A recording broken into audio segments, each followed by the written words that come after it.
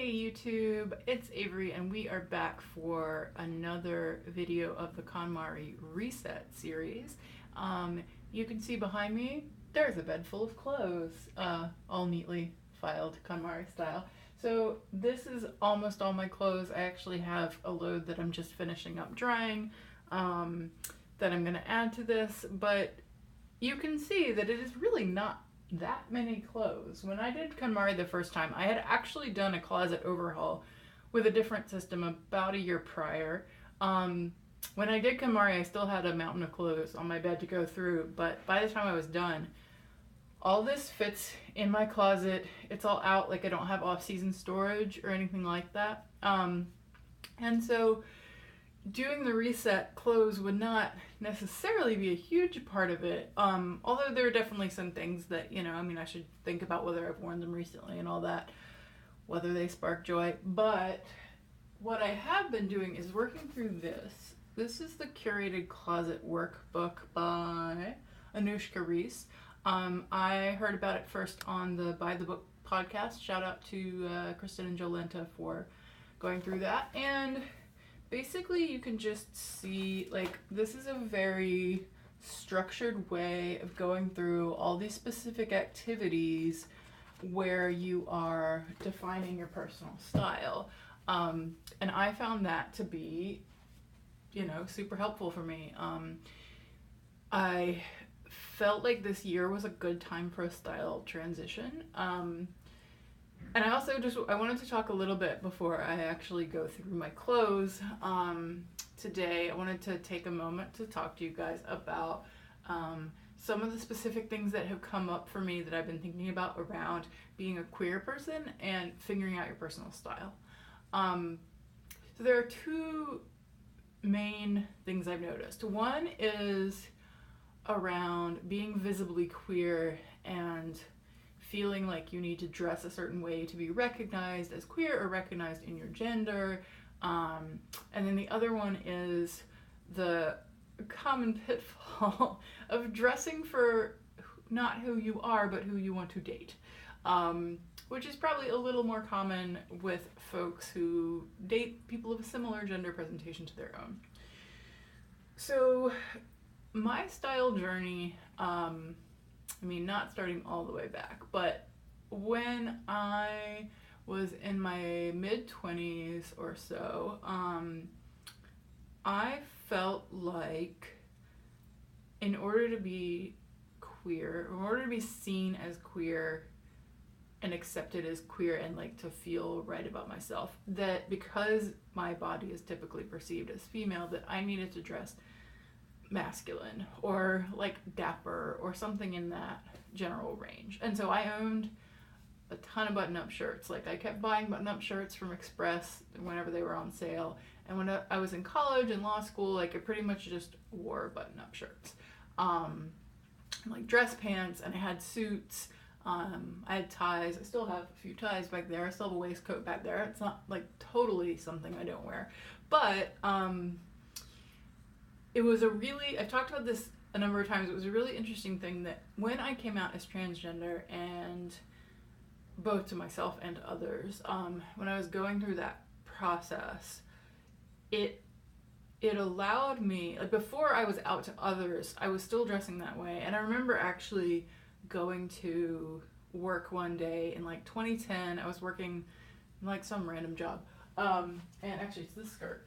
So I hadn't worn a skirt or a dress in years, and it was a spring day. I was like, you know what, I want to swish, I want to flow, and so I had this very swishy blue tie-dye skirt, and I came in wearing it, and I remember that everybody suddenly was like, oh my god, you look so pretty, is this a new, like, is it a makeover, are you like gonna be girly from now on? And I was just like, oh, it's not what I meant to do. And like, it was a time when I was really questioning my own gender, working through some stuff, and so having people put a label on me was really upsetting at that time, and it kept me from wanting to experiment much more. But when I came out to others as trans, and particularly when I worked at a trans organization around a lot of trans people,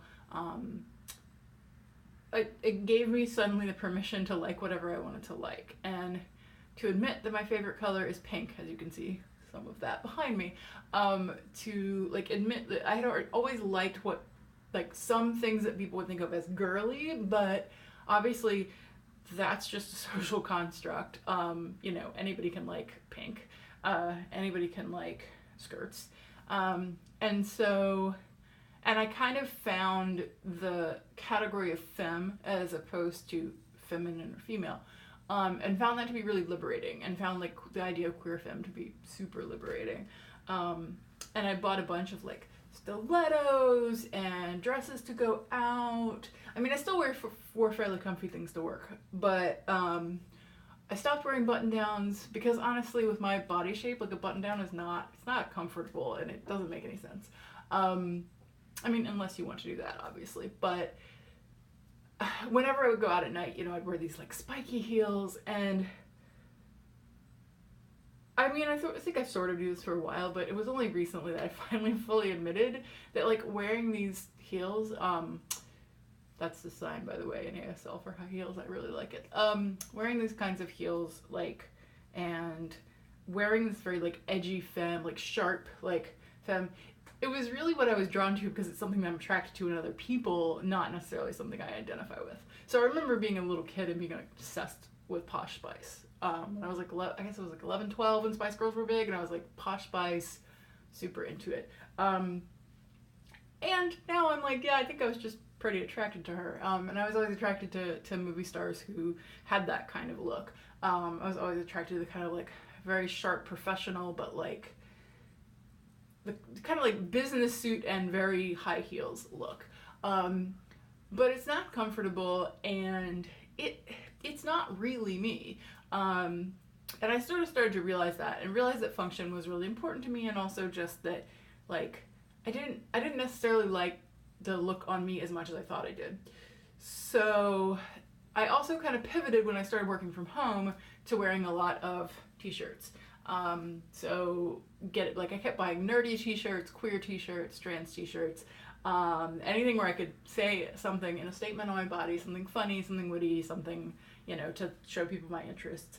And kind of had this like cute style, and I like the hot pink, so I would have this kind of like almost like little kid style with a lot of hot pink, a lot of bright colors, and I enjoyed that for a while. But I think this year I've started to feel like, oh, that's not like totally me either, and it was fun for a while, and it was totally like I felt really seen in it. But I think now I'm getting to a point where what I think I really want in my style is more, I want to be both comfortable and put together. I want to like have a certain maturity to my look while still being interesting and arty. So going through the curated closet was handy because it helped me kind of think through a lot of specifics, look at some images on Pinterest, like find looks I liked. One of the really interesting exercises in this book is actually going through, they give a whole list of style icons from different decades, a lot of people I'd never heard of, and so I just went through pictures and like found ones that I liked, as well as more modern ones. And what I came up with for a personal style is, I've been jokingly thinking of it as a theater kid gets an office job, but basically like I do like a kind of professional look. I like kind of some classic pieces. I tend to really like the combination of fitted and flowy. And so like I'm probably gonna get rid of that blue tie-dye dress in this process, but there are certain things that like I really do like a little bit of flow, as long as it's not all flowy. I don't want to be like full-on art teacher, but as I'm more into like, you know, tarot and astrology and stuff, like a little bit of that kind of aesthetic I'm down for. And one of the challenges I have now is to go through all 20 or so of these t-shirts and decide what am I keeping and what am I not. So my challenge to myself is I want to try, I'm not saying no t-shirts at all. T-shirts are handy for sleeping, although I think I am going to try to sleep in a different thing too. But can keep like a few t-shirts for workout or sleeping. But I think Marie Kondo says in the book that like watch out for that whole like, oh, this could just be a sleep shirt, because then you have 20 sleep shirts. And my goal is is that the things I pull out of my closet, like, they need to be pretty easy, and they need a lot of things that feel put together and feel like they reflect my style and my gender and my whatever. If I mix and match them different ways, that like the schlumpy around the house clothes are kind of on the nicer side of that, so that I can like go out without changing. And so I think I'll try to keep some t-shirts, and I think I could style them with like, you know, fitted t-shirt and like a duster sweater or leather jacket, but I'm gonna try to keep it down to like 5 to 7 ish. So yeah, I will let you know how that goes in the results video. But I would love to hear, especially queer folks who've done KonMari, if you're seeing this video, what was your experience with clothing like? If you've ever done like a style inventory like this, what things did you learn about yourself? What did you land on? I found it super interesting. So leave a comment below, and if you enjoy this kind of content about organization, productivity, KonMari, all that fun stuff, don't forget to like and subscribe. All right, thanks.